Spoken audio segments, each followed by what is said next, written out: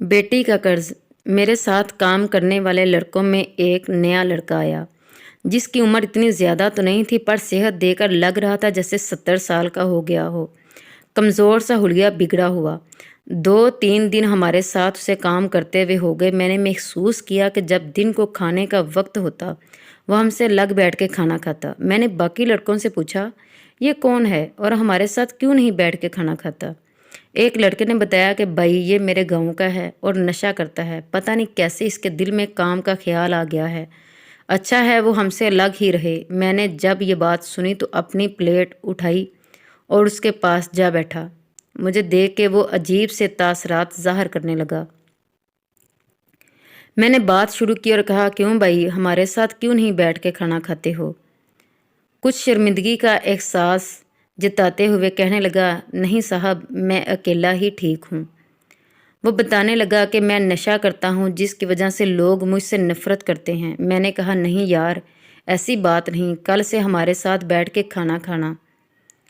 मेरी इस बात पे गोया उसे एहसास हुआ जैसे कोई हमदर्द मिल गया हो।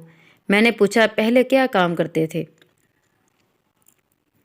कहने लगा कि पहले तो कोई काम नहीं करता था, पर अब अपने आप को बदलूंगा, काम करूंगा, कर्ज है मुझ पे वो उतारूंगा।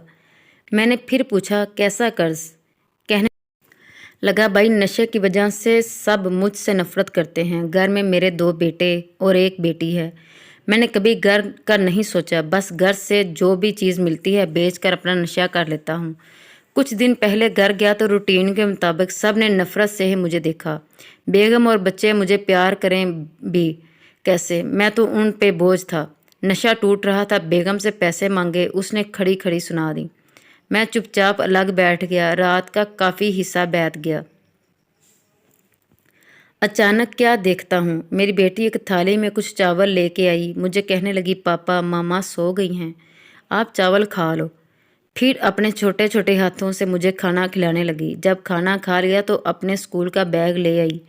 उसमें से कुछ सिक्के और कुछ नोट निकाल कर मुझे दिए, जो मुश्किल 50 रुपए होंगे। मेरे गले लगी, मुझे प्यार किया और कहा, पापा ये पैसे आप रख लें, जो लेना है ले लेना, मामा को ना बताना, ये मैंने दिए।